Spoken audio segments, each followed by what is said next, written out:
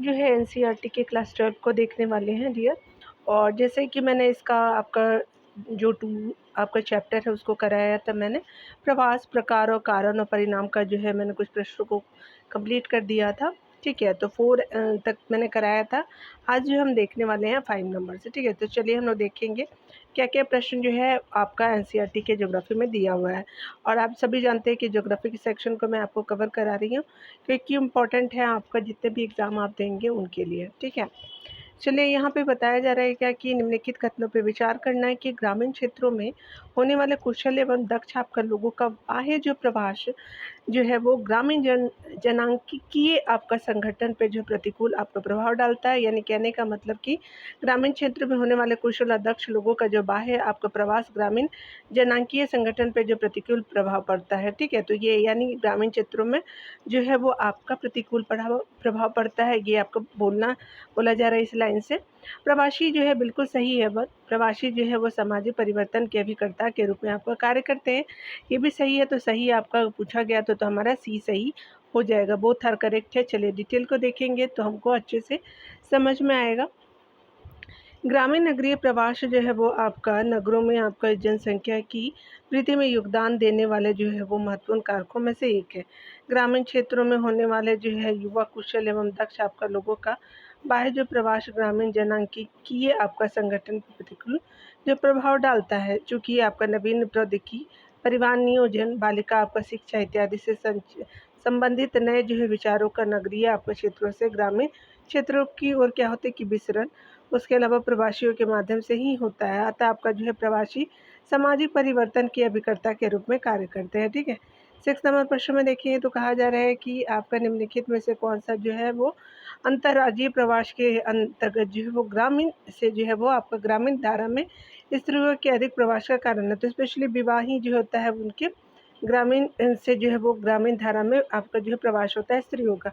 अंतर्राज्यीय जो है प्रवासी धारा में जो है वो स्त्री प्रवासी प्रमुख है। इनमें से जो है अधिकांश स्त्रियां विवाह उपरांत आपका प्रवासी होती है। ठीक है, यहाँ पे देखिए क्या पूछा जा रहा है। इस लाइन में हमसे जो है कौन सा कथन सत्य नहीं है पूछा जा रहा है।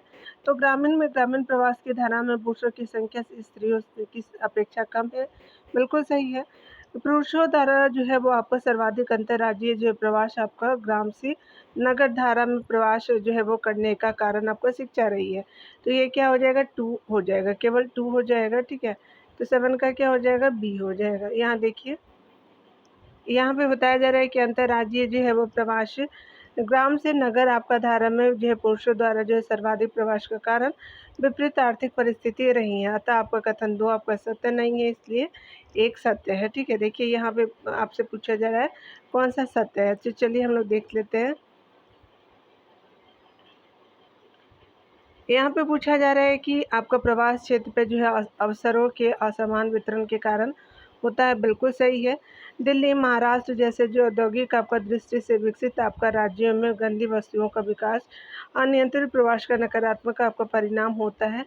अगला बताया जा रहा है कि मिश्रित जो है वह आपका संस्कृति के उच्च विकास में प्रवास का कोई योगदान नहीं है। उसके अलावा आपसे पूछा जा रहा है कि प्रवास जो है स्त्रियों के जीवन स्तर को प्रत्यक्ष या फिर परोक्ष रूप से जो पुरुषों की अपेक्षा अधिक प्रभावित करता है। तो यहाँ पे क्या हो जाएगा कि आपका 3 जो है ऑप्शन सही नहीं है, यानी ये विकास में जो है प्रवास को कोई योगदान होता है। ठीक है, मिश्रित वाला तो यहाँ पे नहीं पूछा, तो यही आपका जो है वो गलत है।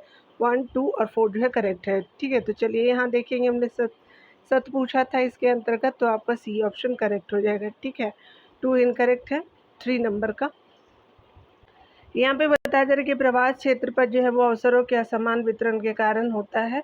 लोगों में कम अवसरों और कम सुरक्षा वाले जो स्थानों से अधिक आपका अवसरों और बेहतर सुरक्षा वाले स्थानों की ओर जाने की प्रवृत्ति होती है। प्रवास से विविध संस्कृतियों के लोगों का जो है अंतर मिश्रण होता है। इसका संकीर्ण जो है वो विचारों को भेदने तथा जो है मिश्रित आपका जो है वो संस्कृति के विकास में सकारात्मक योगदान होता है। और यह जो है अधिकतर लोगों के मानसिक स्थिति को जो है वो विस्तृत करता है। अतः आपका जो है 3 सत्य नहीं है। उसके अलावा बताया जा रहा है कि प्रवास जो है वो स्त्रियों के जीवन स्तर को जो है प्रत्यक्ष या अथवा परोक्ष रूप से जो है पुरुषों की अपेक्षा अधिक प्रभावित करता है। ग्रामीण क्षेत्रों में जो है वो आपका पुरुषों द्वारा बाह्य प्रवास के कारण पत्नियां पीछे आपका छूट जाती है, जिससे उन पर जो है अतिरिक्त शारीरिक मानसिक दबाव पड़ता है। शिक्षा और रोजगार के लिए जो स्त्रियों का प्रवास उनकी स्वायत्तता और जो अर्थव्यवस्था में उनकी जो है भूमिका को बढ़ा देता है, किंतु उनका जो है सुभेद्यता भी जो है वो आपका बढ़ती है। ठीक है, आपने देख लिया। यहाँ पे चलिए देखते हैं, भारत में प्रवास की निम्नलिखित धारा में से कौन एक धारा जो है स्त्री प्रधान धारा है? तो ग्रामीण से ग्रामीण की है, बी हो जाएगा। यहाँ पे बताया जा रहा है कि भारत में जो है लगभग 69% यानी 2011 के अनुसार स्त्रियां विवाह के बाद जो है वो अपने मायके से आपको बाहर दूसरे गांव जाती है। इस तरह जो है वो स्त्रियों का सबसे अधिक प्रवास प्रवास की जो है वो ग्रामीण से ग्रामीण धारा के अंतर्गत आता है। ठीक है, अतः ग्रामीण से ग्रामीण धारा जो है वो आपका स्त्री प्रधान धारा है। यहाँ पे देखिए बताया जा रहा है कि कौन सा जो है वो आपका पे बताना है आपको कि यहाँ पे जो है भारत में प्रवास की निम्नलिखित धारा में से कौन सी धारा एक जो है वो पुरुष प्रधान धारा है, तो आपका ग्रामीण से नगरीय हो जाएगा, तो 10 का सी हो जाएगा, और फीमेल का आपका ग्रामीण से ग्रामीण हो जाएगा। ठीक है, यहाँ पे चलिए हम देखते हैं, ये ख़त्म ही होने वाला है डियर, अब ज़्यादा जो है वो पेजेस नहीं है इसमें। यहाँ पे देखिए बताया जा रहा है ऑप्शन सी जो है करेक्ट है। पुरुष जो है प्रवास का मुख्य कारण जो है वो काम और रोजगार रहा है, इसी के कारण वे जो है ग्राम से आपका शहरों की तरफ प्रवास करते हैं। तब प्रवास की जो है ग्रामीण से आपका नगरीय धारा पुरुष प्रधान धारा है। ठीक है, 3 नंबर को देखेंगे चैप्टर को, 3rd नंबर है, ये आपका मानव डेवलपमेंट का है, यानी ह्यूमन डेवलपमेंट से रिलेटेड जो है वो विचार करना है आपको और सही आपको बताना है। ठीक है, चलिए यहाँ पे देखते हैं। यहाँ पे बताया जा रहा है कि मानव विकास के संबंध में जो है वो कर्तव्य विचार करना है। मानव विकास जो है शिक्षा, स्वास्थ्य सेवाएं और सशक्तिकरण के अवसरों में वृद्धि की प्रक्रिया है। बिल्कुल सही। प्रगामी यानी जो है एडवांसिंग जो है वो लोकतंत्रीकरण और बढ़ता आपका लोक सशक्तिकरण मानव विकास की जो न्यूनतम दशाएं हैं, ये भी सही है।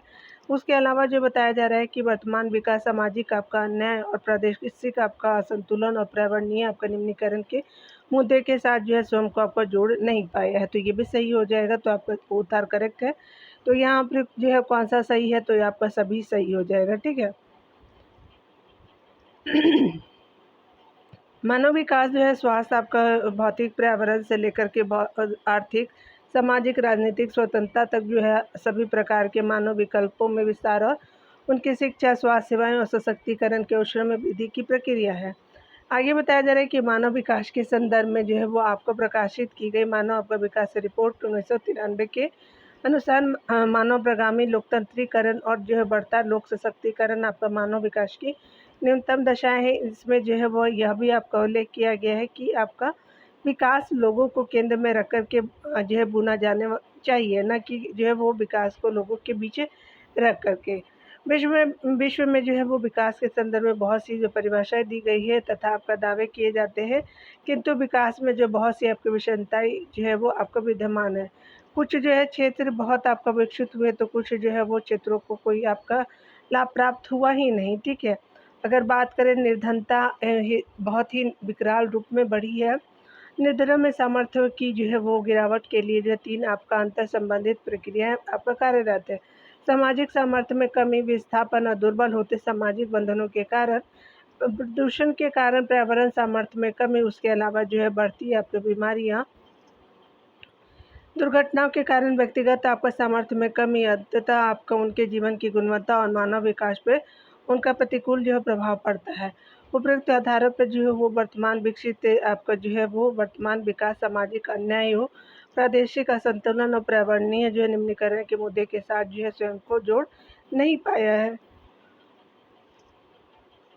इसे व्यापक रूप से जो है वो सामाजिक वितरक और अन्याय, उसके अलावा जीवन की गुणवत्ता और मानव विकास में गिरावट, पारिस्थितिकी जो है वो संकट और सामाजिक अशांति का कारण माना जा रहा है। ठीक है, चलिए आगे देखते हैं।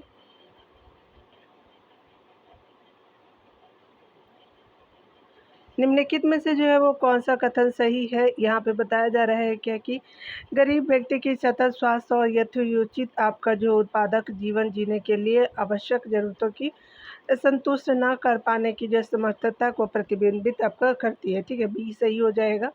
ठीक है, यहाँ पे क्या है कि चलिए, यहाँ महाराष्ट्र, पंजाब, हरियाणा, गुजरात भारत के विकसित राज्यों की श्रेणी में आते हैं, जबकि उत्तर प्रदेश, बिहार, मध्य प्रदेश, उड़ीसा जो है गरीब राज्यों की श्रेणी में आते हैं। इनकी जो प्रति व्यक्ति आय जो महाराष्ट्र, पंजाब, हरियाणा एवं गुजरात से कम है, इसलिए आपका एक सही नहीं है। ठीक है, यहाँ पे बताया जा रहा है कि मानव विकास आपका जो सूचकांक HDI 2016 कोटि जो है वो क्रम में आपका सहायक देशों में निम्नलिखित में से कौन सा देश जो है सबसे आपका बेहतर स्थिति में है?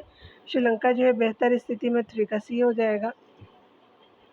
सहायक देशों में मानव आपका विकास सूचकांक 2016 कोटि क्रम में श्रीलंका 73 और मालदीव 105, उसके बाद जो है वो भारत 131 तीसरे स्थान पे है। अन्य जो है भूटान 132, बांग्लादेश जो है वो 139, उसके अलावा नेपाल जो 144, पाकिस्तान 147 और अफगानिस्तान इतने आपका जो 169 स्थान पे यानी निचले स्थान पे है। ठीक है, यहाँ पे देखेंगे कि आपका जो है ये इतना इम्पोर्टेंट नहीं है, लेकिन 2016 के अनुसार जो है वो ये अप टू डेट हो लेंगे। ठीक है, 2024 को भी आप देख लीजिएगा। ठीक है ना, यहाँ इम्पोर्टेंट नहीं है। चलिए, यहाँ पे पूछा जा रहा है कि कौन सा जो है वो सही नहीं है। ठीक है, तो आपको जैसे कि विजिबल होगा कि आपको आपका पूछा जा रहा है कौन सा सही नहीं है।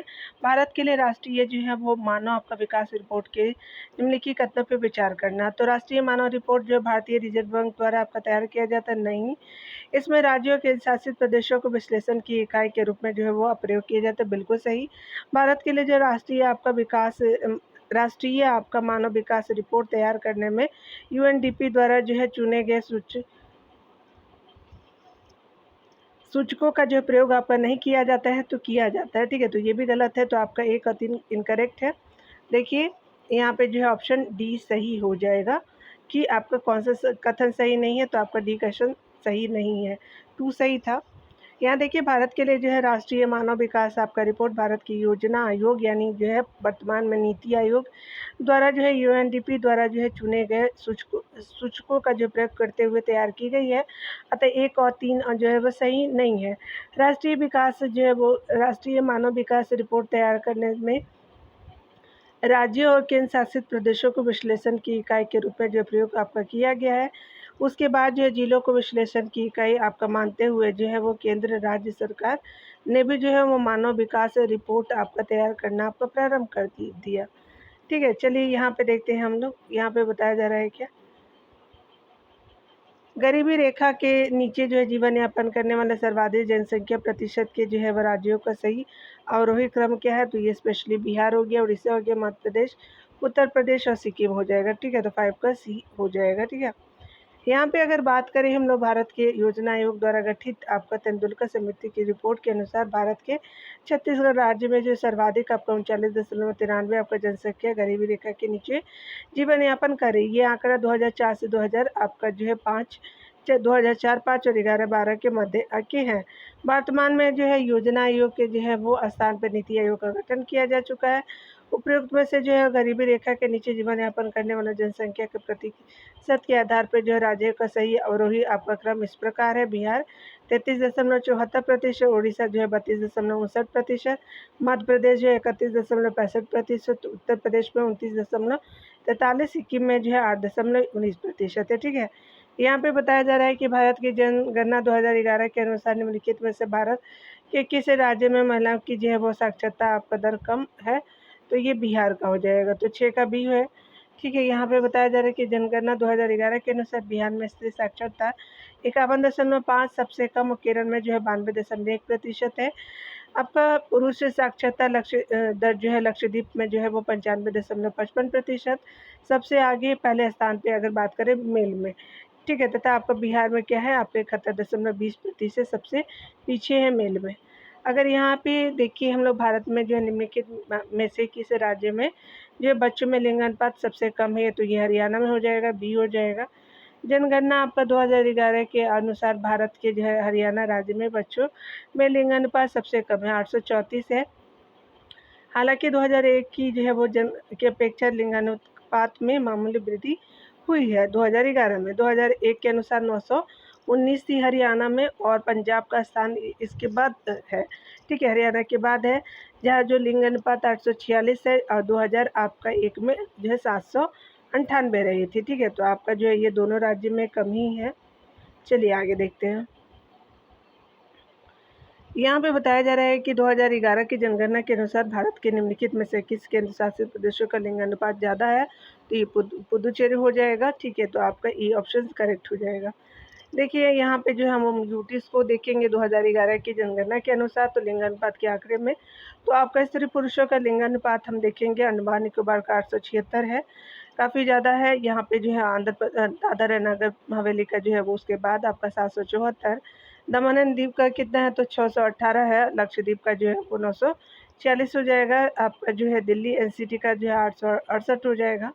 उसके अलावा पुदुचेरी का कितना है तो 1000 आपका 37 हो जाएगा, ठीक है। तो पुदुचेरी का काफ़ी ज़्यादा है, ठीक है, अंडमान निकोबार उसके बाद नहीं है। आपका क्या है कि आपका पुदुचेरी के बाद लक्षद्वीप का हो जाएगा, ठीक है। उसके बाद क्या हो जाएगा कि आपका जो है अंडमान एंड निकोबार का है, तो आप देख लीजिएगा डियर, ठीक है। चंडीगढ़ का 818 है, ठीक है। पुदुचेरी में सर्वाधिक लिंगानुपात और दमन एंड दीव में जो सबसे कम है, तो दमन एंड दीव में क्या है कम है और पुदुचेरी में ज़्यादा है, ये याद रखें। यूटीज़ वाइज हमने देखा है यहाँ पे। निम्नलिखित में से जो है भारत के किसी एक जो है केंद्र शासित प्रदेश की महिला आपका साक्षरता दर सर्वाधिक है, तो ये स्पेशली यूटी में लक्षद्वीप की ज़्यादा है। आपका विमेन लिटरेसी रेट की बात करें तो जनगणना 2011 के अनुसार भारत के केंद्र शासित प्रदेशों में स्त्री साक्षरता दर इस प्रकार है, 81.19% है आपका चंडीगढ़ में। उसके बाद जो है वो दिल्ली 80.76% है, दमन दीव में 79.55% है, दादर है नागर हवेली में क्या है तो आपको 64.32% है, पुदुचेरी में 87.95% है, पुदुचेरी की लक्षद्वीप का है ये 97.85-95%, 87.95%, पुदुचेरी में 80.67%, और अंडमान और निकोबार द्वीप समूह में 82.4% हो जाएगा। राष्ट्रीय महिला साक्षरता दिवस की अगर बात करें तो ये स्पेशली राष्ट्रीय महिला साक्षरता दर की बात करें तो 64% हो जाएगा, ठीक है। तो आपने यहाँ देखा मानव बस्तियों की जो है वो बात करें तो चलिए मानव बस्तियों में जो है क्या पूछा जा रहा है, कौन सही नहीं है, ठीक है। चलिए देख लेते हैं हम लोग। यहाँ पे बताया जा रहा है क्या कि कौन सही नहीं है, ठीक है। तो यहाँ पे जो है सही नहीं की बात की जा रही है, चलिए देख लेते हैं। नगरीय बस्तियाँ जो है वो द्वितीय व तृतीय क्रियाकलापों में विशेषीकृत आपका नहीं होती है। गांव में विरल रूप से जो है अवस्थित आपका बड़ी बस्तियाँ होती है। ग्रामीण बस्तियाँ कच्चे माल के प्रक्रम और जो है वो तैयार माल के जो है विनिर्माण और आपका विभिन्न प्रकार की सेवाओं पर जो है वह आपका निर्भर करती है, ठीक है। नगरीय जो है क्षेत्रों में सामाजिक संबंध आपका जो है आर्थिक और औपचारिक होते हैं, ठीक है। तो यहाँ पे क्या हो जाएगा कि कौन सा सुमेलित नहीं है, तो आपका डी हो जाएगा, कोई भी जो वह सही नहीं है, ठीक है। चलिए देख लेते हैं आपका यहाँ पे क्या हो जाएगा, ऑप्शन डिटेल पे पढ़ के देखते हैं। मानव बस्ती का अर्थ होता है किसी प्रकार और आकार के घरों का संकुल जिसमें मनुष्य रहते हैं। बस्तियाँ छोटे और विरल रूप से जो है वो लेकर के बड़ी और संतुलित आपका अवस्थित हो सकती हैं। गांव में विरल आपका रूप से अवस्थित छोटी बस्तियाँ होती है जो आपका कृषि अथवा अन्य प्राथमिक क्रियाकलापों में विशिष्टता आपका जो प्राप्त कर लेती है, ठीक है। नगरों में जो है कम, उसके अलावा किंतु बड़े अधिवास जो है वो द्वितीय व तृतीय क्रियाकलापों में विशेषीकृत होते हैं। ग्रामीण बस्तियाँ अपने जीवन का पोषण अथवा जो है आधारभूत आपका आवश्यकताओं की जो है पूर्ति कृषि आधारित प्राथमिक आपका आर्थिक क्रियाओं से आपका करती है। नगरीय बस्ती एक और जो है वो कच्चे माल के प्रक्रम में यानी प्रोसेसिंग और तैयार माल के निर्माण जो है वो तैयार माल के निर्माण और दूसरी ओर विभिन्न प्रकार की सेवाओं पर आपका निर्भर करती है, ठीक है। यहाँ पे बताया जा रहा है कि ग्रामीण आपका लोग कम गतिशील होते हैं और जो है इसलिए इनमें जो है सामाजिक आपका संबंध घनिष्ठ होते हैं। नगरीय क्षेत्रों में जीवन का जो है ढंग आपका जटिल और आपका तीव्र होता है और सामाजिक आपका संबंध औपचारिक होते हैं, ठीक है। 2 नंबर प्रश्न में देखते हैं डियर, यहाँ पे क्या पूछा जा रहा है। निम्नलिखित में से कौन सा जो ग्रामीण वस्तुओं के प्रकार है, तो चलिए गुच्छित है, संकुलित वो अकेंद्रित बिल्कुल सही, अर्धगुच्छित अथवा विखंडित बिल्कुल सही, पल्लीकृत है और परिक्षिपित अथवा जो एकांकी हो जाएगा। तो ये स्पेशल आपका सभी हो जाएगा, 2 का क्या हो जाएगा, डी हो जाएगा, ठीक है। चलिए देख लेते हैं। यहाँ जो बृहद तौर पर जो भारत की ग्रामीण बस्तियों को 4 प्रकारों में आपका रखा गया था, गुच्छित, संकुलित अथवा अकेंद्रित, अर्धगुच्छित अथवा विखंडित, पल्लीकृत और परिक्षिप्त आपको परिक्षिप्त अथवा एकांकी हो जाएगा, ठीक है। 3 नंबर प्रश्न में देखेंगे।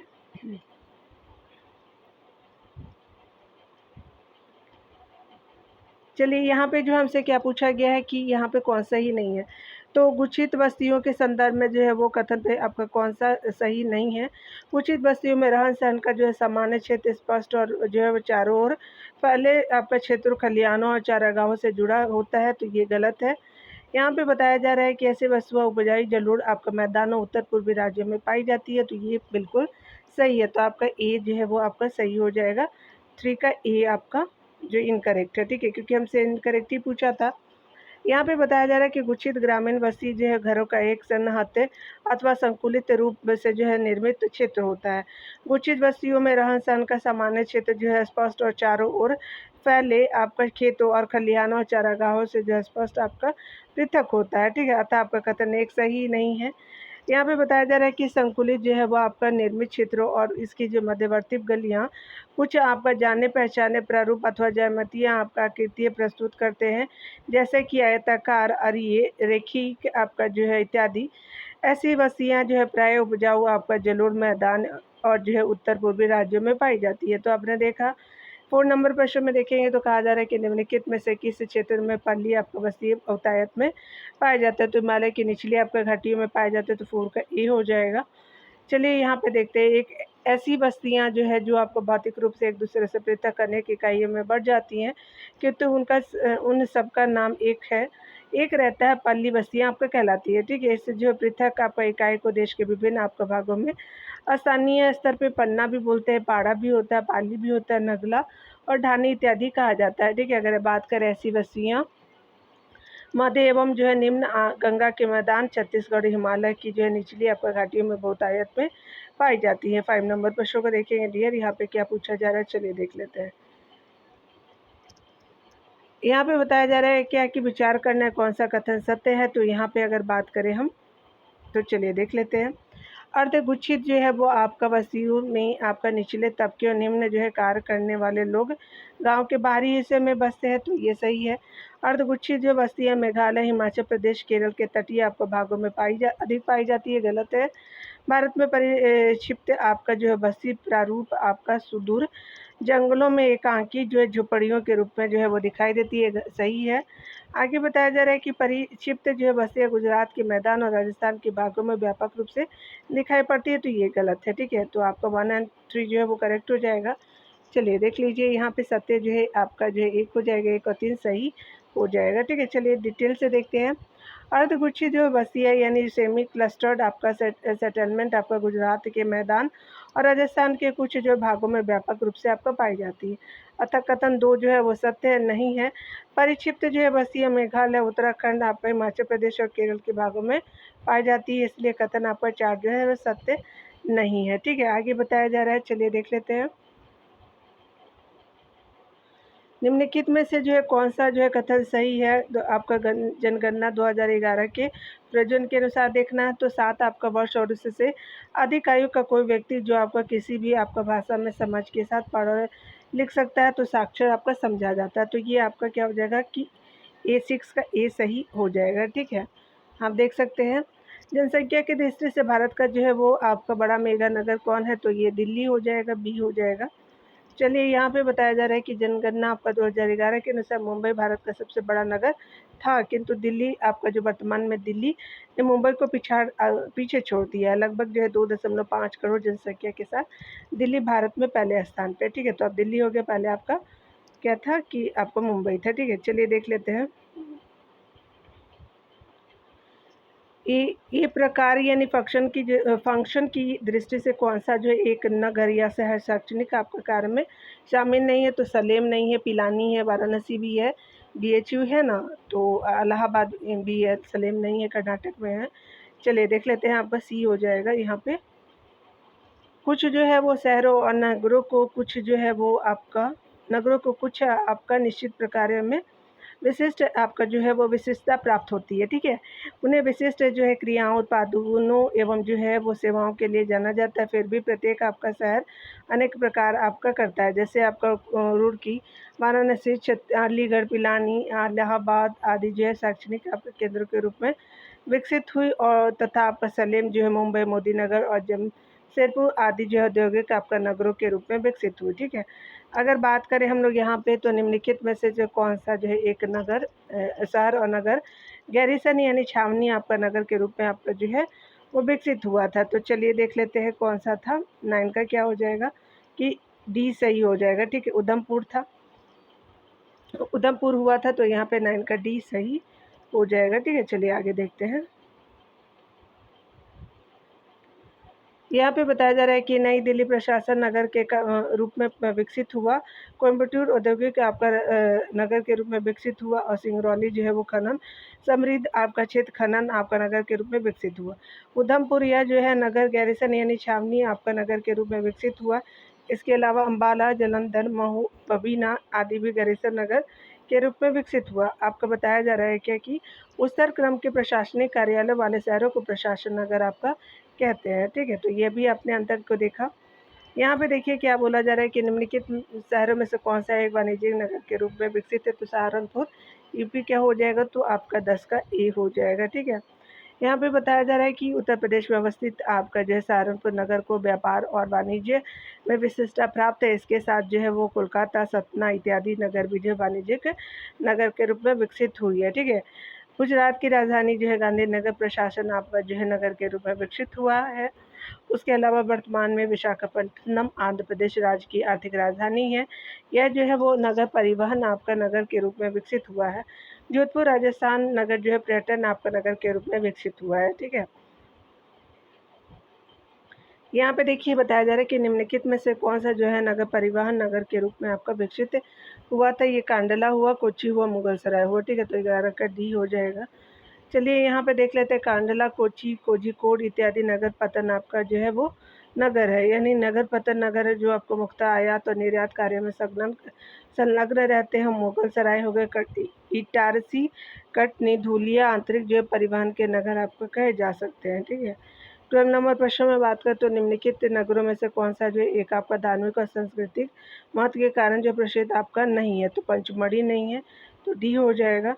यहाँ पे बताया जा रहा है कि पंचमढ़ी जो पर्यटन नगर के रूप में विकसित हुआ। मदुरई, कुरुक्षेत्र, वाराणसी, मथुरा, अमृतसर, पुरी, अजमेर, उज्जैन, मथुरा आदि जो है वो धार्मिक सांस्कृतिक कारणों से आपका विकसित हुआ। ठीक है, यहाँ ध्यान देने वाली बात है कि नगर अपने प्रकारों में स्थिर आपका नहीं है, उनके गतिशील स्वभाव के कारण जो प्रकारों में परिवर्तन हो जाता है। ठीक है, यहाँ पे चलिए देख लेते हैं हम लोग 5 नंबर चीज़ों को, चैप्टर 5 नंबर को देखेंगे।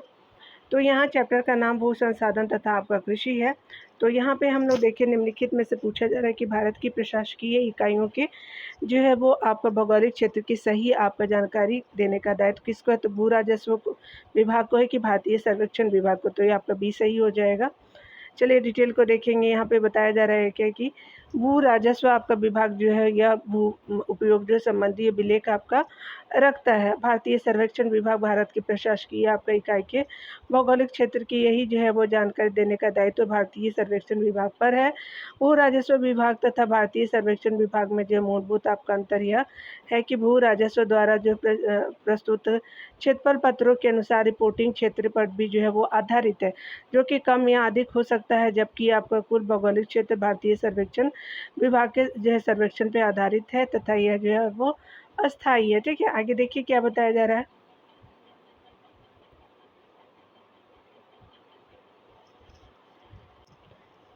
यहाँ अगला प्रश्न में देखना है कि आपको कौन सा विचार करना है कि सही है।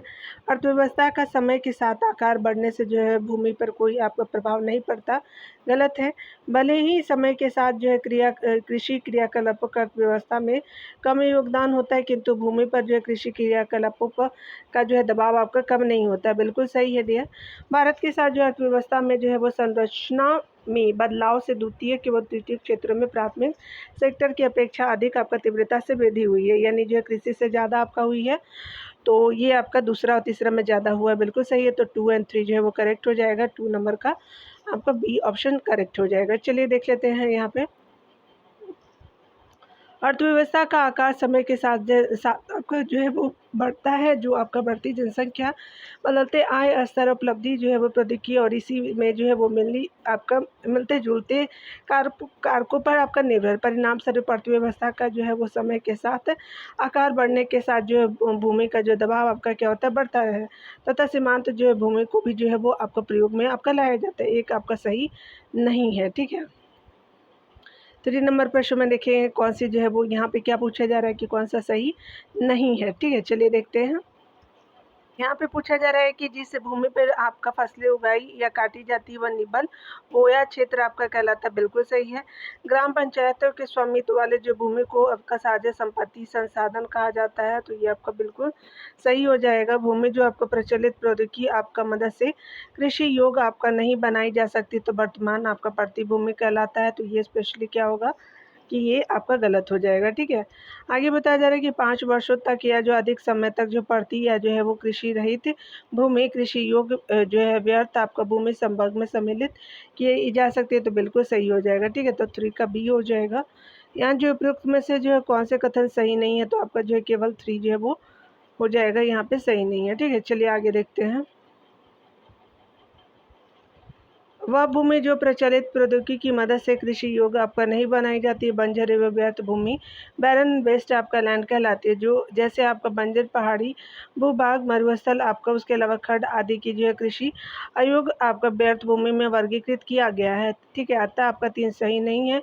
वर्तमान प्रतिभूमि की बात करें तो वह भूमि जो 1 वर्ष या उससे आपका कम समय तक कृषि आपका जो है कृषि करती रहती है, तो वर्तमान में उसको जो है वो आपका कृषि रहित रहती है। तो क्या होता है कि प्रतिभूमि वर्तमान में उसको बोलते हैं, ठीक है।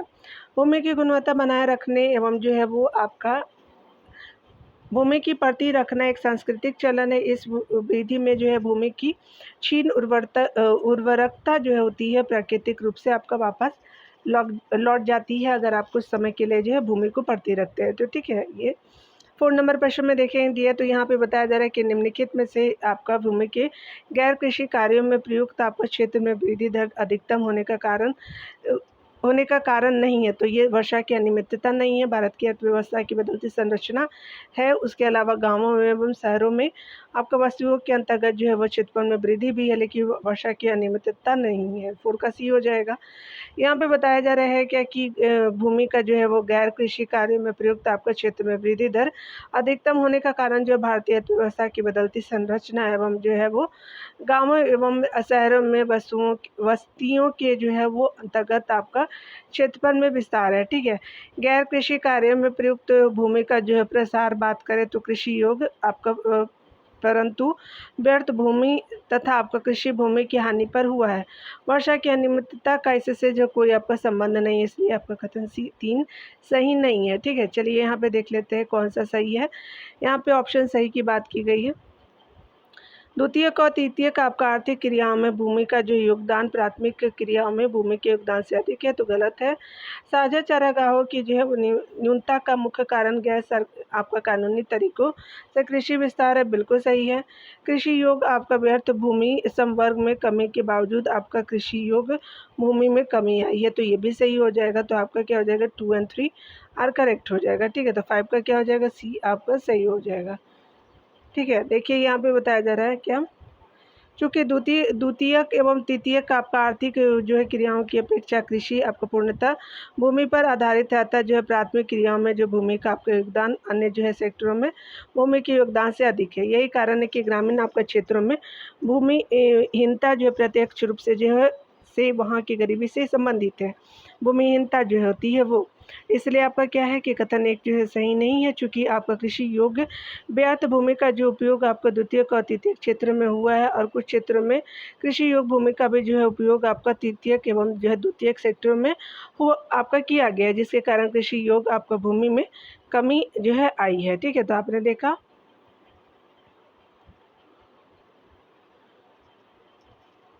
यहाँ पे बताया जा रहा है कि निम्नलिखित फसलों में से कौन जो है एक आपका खरीफ आपका ऋतु की फसल नहीं है, तो सरसों नहीं है, तो आपका 6 का सी हो जाएगा, ठीक है।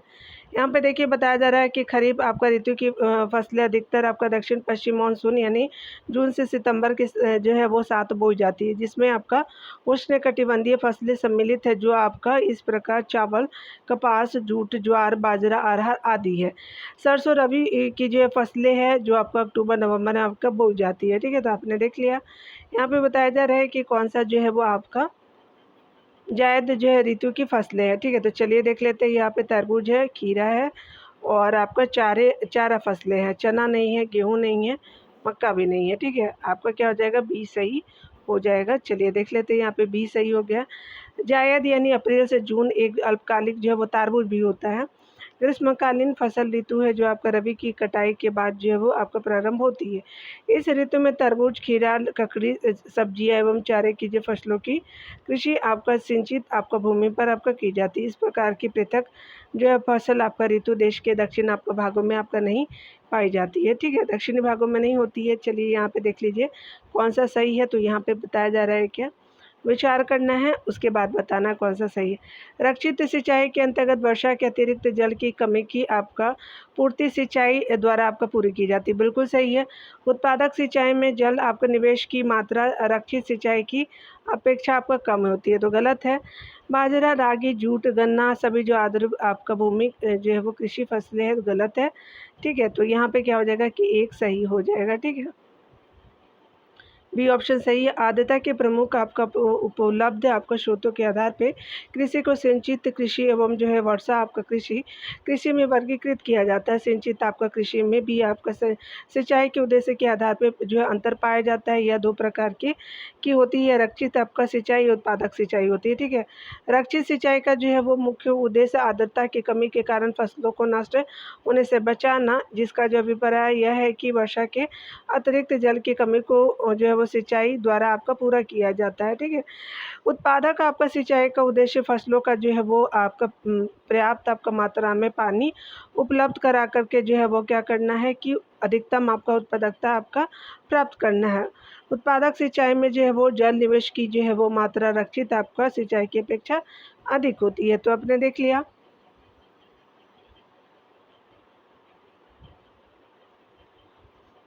प्रमुख आपका जो है प्रमुख शुष्क आपका भूमि कृषि फसलें रागी, बाजरा, मूंग और जो है वह आपका चना तथा ज्वार यानी चारा आपका फसलें आदि उगाई जाती हैं। प्रमुख आर्द्र कृषि फसलें की बात करें तो चारा हो गया, गन्ना, जूट आदि, जिन्हें पानी की अत्यधिक जो है वो आपका अत्यधिक आपको मात्रा में आवश्यकता पड़ती है, ठीक है। इसका देखिए बताया जा रहा है क्या कि अगर बात करें इसका उपयोग मोटे वस्त्र, थैला, बोरा, अन्य जो सजावटी सामान बनाने में किया जाता है। यह पश्चिम बंगाल और इससे संस्पर्शी आपको पूर्वी भागों की एक व्यापारिक फसलें है। विभाजन के दौरान इसका जो अधिकांश उत्पादक क्षेत्र पूर्वी आपका पाकिस्तान, बांग्लादेश में चला गया था। उपयुक्त जो है वो चर्चा किस फसल की है, तो जूट की है, तो 9 का सी हो जाएगा, ठीक है। यहाँ पे बताया जा रहा है कि उपयुक्त जो है चर्चा आपका जूट के संदर्भ में की गई है। उत्तर भारत में आपका कौन से जो है फसल खरीफ फसल है जिसमें से मुख्यतः आपका चारे के लिए उगाया जाता है, तो स्पेशली आपका ज्वार हो जाएगा, आपका 10 का बी हो जाएगा। ज्वार जो है उत्तर भारत में मुख्यतः चारा आपका फसल के रूप में उगाई जाती है। उगाई जाने वाली फसल यह दक्षिण आपका राज्य में खरीफ और जो है रबी दोनों ऋतुओं में उगाई जाती है। जो आपका जो है वो ज्वार जो है वो, ठीक है, साउथ इंडिया में, परंतु उत्तर भारत में खरीफ की फसलें होती हैं ज्वार। चलिए यहाँ पे जो है सही कथनों को देखेंगे दिया। तो मेज के बारे में पढ़ते हैं। यहाँ पे सही कथन के बारे में आपको बताना है। तो कहा जा रहा है क्या कि मेज के संदर्भ में विचार करना है। चलिए यहाँ पे देखते हैं। मक्का की फसल जो है वो निम्न आपका कोटि मिट्टी एवं अर्ध शुष्क जलवायु आपका परिस्थिति में उगाई जाती है। उसके अलावा मक्का की फसल पूर्वी एवं उत्तर पूर्वी भारत को छोड़कर देश के लगभग जो सभी हिस्सों में बोई जाती है। इसकी पैदावार दक्षिण राज्यों में आपका अधिक है, जो आपका मध्य भागों की ओर आपका कम होती जाती है, ठीक है। तो 1 का क्या हो गया कि आपका डी हो गया, ठीक है, यानी आपका यहाँ पे डी हो गया। चलिए यहाँ पे देखते हैं। मक्का की फसल जो है एक आपका खाद्य तथा चारा फसल है जो आपका निम्न कोटि आपका मिट्टी एवं अर्ध शुष्क जलवायु आपका परिस्थिति में उगाई जाती है। भारत में मक्का की कृषि किसी आपका जो है क्षेत्र विशेष में जो है वो केंद्रित नहीं है। यह फसल पूर्वी एवं उत्तर पूर्वी भारत को छोड़कर के देश के लगभग जो है सभी हिस्सों में आपका पाई जाती है, बोई जाती है। मक्का के जो है वो प्रमुख उत्पादक राज्य जो आंध्र प्रदेश, तेलंगाना, कर्नाटक, राजस्थान और उत्तर प्रदेश। अन्य मोटे अनाजों की अपेक्षा इसकी पैदावार अधिक होती है। इनकी पैदावार दक्षिण राज्यों में अधिक होती है, जो आपका मध्य भाग की ओर से आपका कम होती है, ठीक है, जो मध्य भाग की ओर आपका कम होती जाती है, ठीक है, साउथ इंडिया में ज़्यादा होती है। चलिए यहाँ पे देखेंगे क्या होगा। सही आपसे पूछा गया है खाद्यान्न के बारे में, तो खाद्यान्न फसलों के संबंधित आपको विचार करना है। मध्य प्रदेश है, उसके अलावा हिमाचल प्रदेश, जम्मू कश्मीर राज्यों में गेहूं की उत्पादकता कम है, सही है डियर।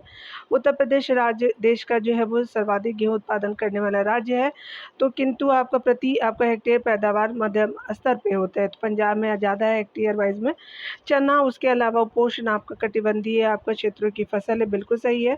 देश में दाल का सर्वाधिक उत्पादन करने वाला राज्य कौन है? हरियाणा है, ठीक है। तो यहाँ पे क्या हो जाएगा कि यहाँ पे स्पेशली अगर बात करते ये आपका दाल जो है मध्य प्रदेश में होता है, याद रखिएगा, हरियाणा नहीं है। ये 4 गलत है, ठीक है।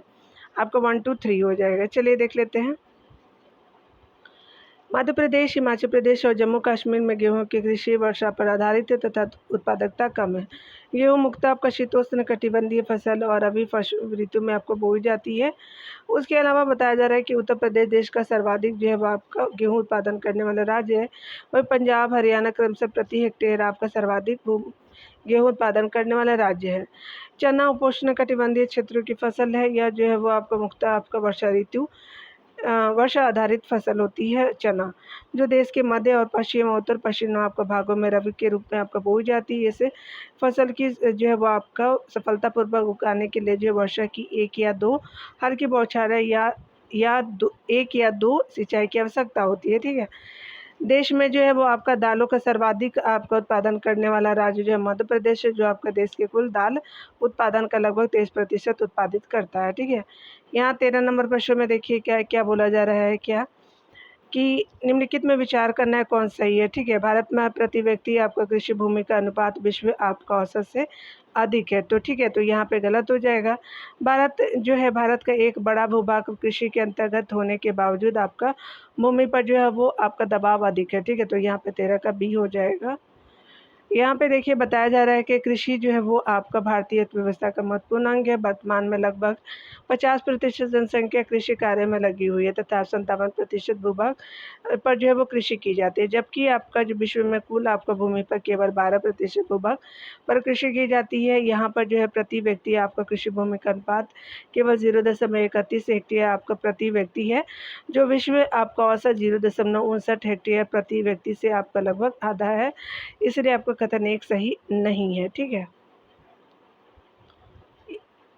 यहाँ पे बताया जा रहा है क्या कि अगर हम बात करें 1960 के दशक के मध्य में निम्नलिखित में से किन 2 देशों द्वारा गेहूं और चावल की अधिक उत्पादकता की किस्मों को विकसित आपका किया गया था, तो ये मेक्सिको और जो है फिलीपींस के द्वारा किया गया था, तो डी आपका सही हो जाएगा। चलिए देख लेते हैं, डिटेल को पढ़ते हैं। मेक्सिको, उसके अलावा फिलीपींस ने आपका क्रमशः गेहूं और चावल की अधिक जो उत्पादकता की किस्मों को विकसित किया था। 1960 के दशक के मध्य में मेक्सिको से गेहूं और फिलीपींस द्वारा विकसित चावल की अधिक जो है वो उत्पादन देने वाले किस्में जो है आपका जो है किस्में भारत को प्राप्त हुई, ठीक है। भारत ने इनका जो है लाभ उठाया और पैकेज प्रौद्योगिकी के रूप में जो है वो पंजाब, हरियाणा, पश्चिमी उत्तर प्रदेश, आंध्र प्रदेश, आपका गुजरात की सिंचाई सुविधा वाले क्षेत्रों में रासायनिक खाद के रूप में जो है वो आपका रासायनिक खाद के साथ इन जो है उच्च उत्पादकता की किस्मों यानी HYB की आपका अपनाया, ठीक है। कृषि विकास की इस जो है नीति से आपका खाद्यान्न के उत्पादन में भी अभूतपूर्व आपका जो है वो वृद्धि हुई। हरित क्रांति के नाम पे आपका जाना जाता है, ठीक है, तो इससे आपने देखा। यहाँ पे बताया जा रहा है कि निम्नलिखित में से जो है वो आपका भारतीय कृषि प्रधान में कमी का कारण क्या, तो प्रयोग सभी हो जाएगा। वित्तीय संसाधनों की बाध्यता हो जाएगा तथा ऋणग्रस्तता हो जाएगा, व्यापक का आपका अल्प बेरोजगारी हो जाएगा, आपका भूमि सुधारों की कमी हो जाएगा, ठीक है, तो डी हो जाएगा 15 का डी। यहाँ पे बताया जा रहा है कि भारतीय कृषि की समस्या निम्न है। निम्न उत्पादकता यानी कहने का मतलब कि अंतर्राष्ट्रीय स्तर की अपेक्षा भारत की जो फसलों की उत्पादकता कम है। भारत में अधिकतर आपका फसलें जैसे गेहूँ, आपको चावल, गेहूँ, कपास और तिलहन की प्रति हेक्टेयर पैदावार जो है वो आपका अमेरिका, रूस और जापान से आपका कम है। उसके अलावा बताया जा रहा है कि वित्तीय संसाधनों की बाध्यता एवं ऋणग्रस्तता है। अनियमित मानसून पर जो है निर्भरता है। भूमि सुधारों में कमी है। भूमि सुधार में कमी है। उसके अलावा आपका छोटे खेती एवं विखंडित आपका जोत है। वाणिज्यीकरण का अभाव है। कृषि योग्य भूमि का जो है निम्नीकरण भी है। उसके अलावा अगर देखें तो व्यापक आपका अल्प रोजगारी यानी जो मौसमी बेरोजगारी है। भारतीय कृषि में विशेषकर असिंचित आपका क्षेत्रों में बड़े पैमाने पर आपका रोजगारी जो है वो आपका पाई जाती है। इन क्षेत्रों में वास्तविक आपका बेरोजगारी है जो आपका 4 से 8 आपका महीने तक रहती है। फसल ऋतु में भी जो है वो आपका वर्ष भर आपका रोजगार उपलब्ध नहीं होता, क्योंकि कृषि आपका कार्य लगातार आपका गहन आपको श्रम वाले नहीं है। ठीक है, तो आपने देख लिया डियर। जल संसाधन को अगले सेक्शन में कवर करेंगे। तो मिलते हैं अगले वीडियो में डियर। खुद का ख्याल रखिए, पढ़ते रहिए। Take care.